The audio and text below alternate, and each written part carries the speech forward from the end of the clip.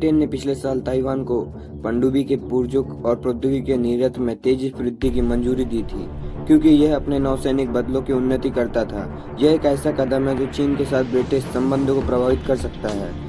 UK सरकार के निर्यात लैंसिंग डेटा के अनुसार पिछले साल के पहले 9 महीनों के दौरान ताइवान को पनडुब्बी से संबंधित घटकों और प्रौद्योगिकी के निर्यात के लिए ब्रिटिश सरकार द्वारा कंपनियों के दिए गए लाइसेंस का मूल्य रिकॉर्ड 197 मिलियन पाउंड है।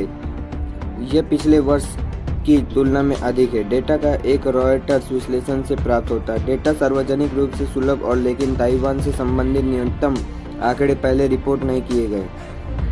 बीजिंग ताइवान को चीन का हिस्सा मानता है, जिसे वह चाइना नीति के रूप में जाना जाता है, और द्वीपों के साथ कथित विदेशी हस्तक्षेप का दृढ़ता से विरोध करता है, यह मानते हुए कि यह ताइवान के अपने देश के रूप में मान्यता प्राप्त करने की इच्छा का समर्थन करता है।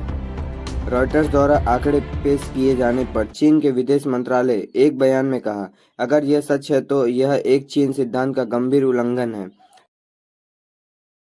अब चलते हैं दूसरी खबर पे। सरकार ने सोमवार को कहा कि उसने 2024-25 तक 35,000 करोड़ रुपए की रक्षा निर्यात सहित 1,75,000 करोड़ रुपए का रक्षा विनिर्माण का हासिल करने का लक्ष्य रखा है।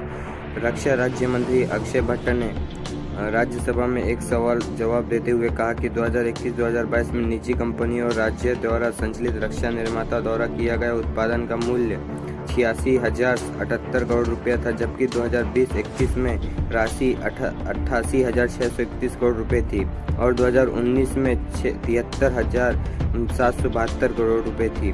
उत्पादन का मूल्य 2018-19 में 50,499 करोड़ रुपए और 2017 में 54,951 करोड़ रुपए था। भट्ट ने कहा, सरकार ने वर्ष 2024-25 तक 35,000 करोड़ रुपए का रक्षा निर्यात सहित 1,75,000 करोड़ रुपए का रक्षा निर्माण का लक्ष्य रखा है। मंत्री ने यह भी कहा कि 2021-2022 में रक्षा निर्यात का मूल्य 12,815 करोड़ हो जाएगा, जबकि चालू वित्त वर्ष में 6 मार्च तक यह 13,398 करोड़ रुपए था। अब आते हैं आज की आखिरी खबर पे।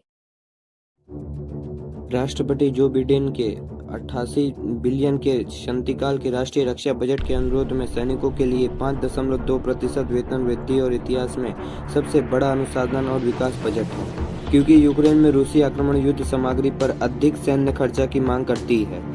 बाइडेन के अनुसार वेतन के लिए $842 निर्धारित करता है। साथ ही संघीय जांच ब्यूरो और ऊर्जा विभाग की अन्य एजेंसियों में रक्षा संबंधी कार्यक्रमों के लिए आंतरिक $44 बिलियन निर्धारित किया गया है, जिससे राष्ट्रीय सुरक्षा बजट 888 मिलियन हो गया है, जो पिछले अधिनियम में 858 बिलियन से अधिक है।